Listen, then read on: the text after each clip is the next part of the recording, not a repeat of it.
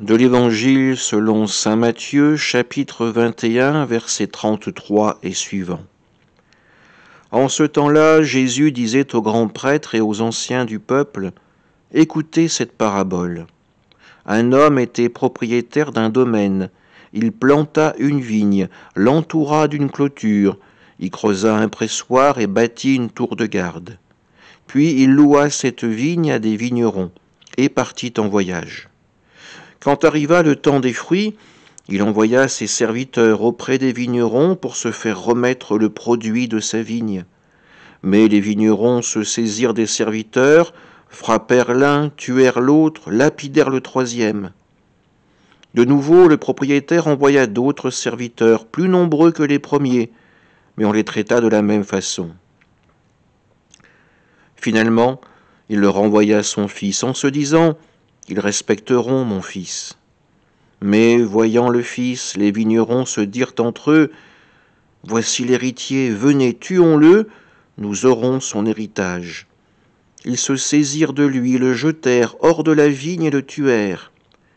Eh bien, quand le maître de la vigne viendra, que fera-t-il à ces vignerons? On lui répond « Ces misérables, il les fera périr misérablement. Il louera la vigne à d'autres vignerons qui lui remettront le produit en temps voulu. » Jésus leur dit « N'avez-vous jamais lu dans les Écritures ? La pierre qu'ont rejetée les bâtisseurs est devenue la pierre d'angle. C'est là l'œuvre du Seigneur, la merveille devant nos yeux. Aussi, je vous le dis, le royaume de Dieu vous sera enlevé pour être donné à une nation qui lui fera produire ses fruits. » En entendant les paraboles de Jésus, les grands prêtres et les pharisiens avaient bien compris qu'il parlait d'eux. Tout en cherchant à l'arrêter, ils eurent peur des foules, parce qu'elles le tenaient pour un prophète. Acclamons la parole de Dieu. Les grands prêtres, les pharisiens connaissent très bien l'histoire sainte de leur peuple.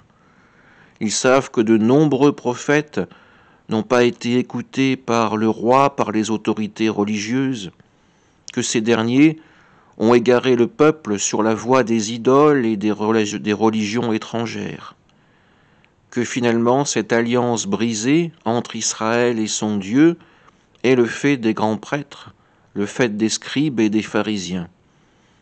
À trop vouloir prétendre connaître la loi, on la dénature, on en oublie l'esprit d'amour et de miséricorde, l'esprit de charité.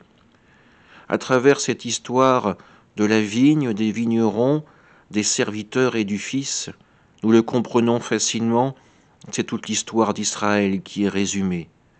Oui, Jésus l'annonce, un autre peuple sera choisi, les nations païennes seront invitées à la table du Seigneur. Aujourd'hui, c'est nous qui sommes invités à répondre à l'invitation de Dieu. Quelle sera notre réponse ? Accepterons-nous de vivre dans son alliance ?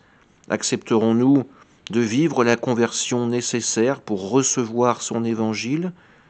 Ou alors préférons-nous nous tourner vers les ténèbres, vers une ignorance volontaire du salut que Dieu veut nous offrir ? Amen.